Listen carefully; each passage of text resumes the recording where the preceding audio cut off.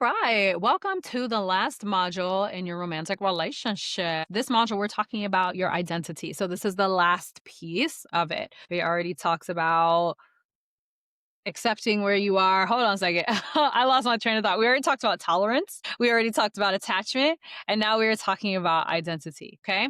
This is where we're getting honest about what's left of you inside of relationships. Okay. We've already talked about tolerance. We've already talked about being needed. Now we have to ask, who have I become since I entered this relationship? There is a moment in unhealthy love where you realize you don't recognize yourself anymore. You're emotionally unmoored. You're afraid to speak your mind. You've swallowed every single one of your needs that you had just to keep the relationship from falling apart. I felt embarrassed. I felt invisible. And I kept thinking, why am I fighting for attention? That's how I felt when I left all of my terrible relationships. It's like, these dudes were embarrassing me. I didn't feel seen anymore. I just felt like a foundation for them that was holding them up, but you couldn't see. And I just felt like I was doing so much, just fighting to be seen. And this is a huge turning point for you, okay? Because somewhere deep down, you know this version of me isn't even close to the person that I was or the person that I know that I'm meant to be. And that's what identity erosion looks like in relationships. You're slowly being edited out, trimmed down to be more digestible for the person that you're with, more tolerable, more compatible, because two, patriarchy tells you, especially if you're a woman, that your success in life depends on your attachment to a man. You got to attach yourself behind every good. They always talk about how behind every good man is a woman that is out there doing something for him behind the scenes. You're supposed to be that woman, right? But you erode your identity by hitching your shooting star to that wagon, right? And in the process of all of this, you disappear. What you wanted no longer matters. Who you want to be no longer matters. And this is the most dangerous part of staying too long in a relationship that's no longer meant for you, because it's not necessarily the damages that they do, but the person you have to become in order to endure that damage. In my relationships, I had to start asking myself, why am I spending so much time with someone who makes me feel so small when I have so many suitors lined up to treat me better, when I have proof that I am wanted, when I have proof that I am loved, when I have proof that I am respected by other people? Why the fuck am I spending time with someone who makes me feel less than that? Because sometimes the most radical form of healing in a relationship is reminding yourself, I'm a fucking commodity. I am valuable.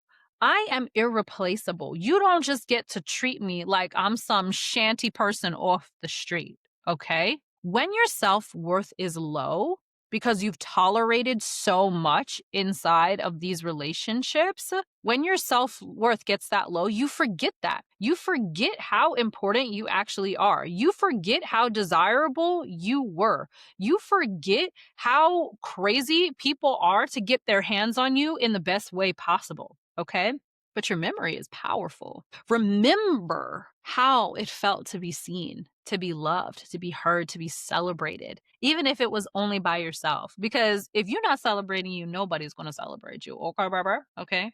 And if no one has ever made you feel that way, that doesn't make you unworthy of having that love. It just means that it's your job to show yourself what that love feels like first. Nobody's going to love you the way that you love you. Okay. Leaving a relationship that's built on survival or self erasure isn't just about the other person. It's about finally choosing to come home to yourself.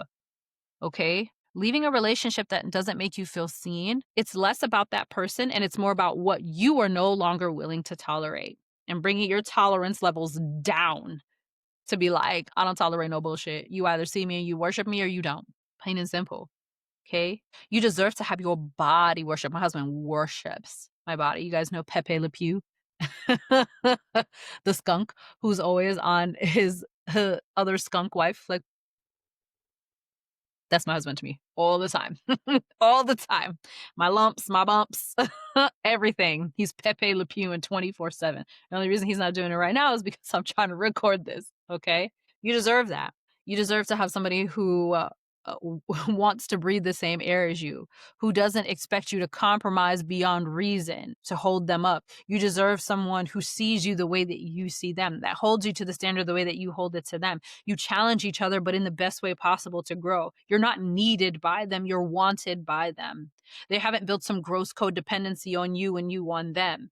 It's mutual. It feels good. Every single time that you're together, it feels right. It doesn't feel like, ugh, why do I have to be here? Why does this person always need me to do shit for them? These relationships that I see all over the internet where it's like, my husband can't even remember where he left his keys. Hold that motherfucker accountable. Stop marrying some ass bags. Don't be marrying these fucking losers. That goes for women too, okay?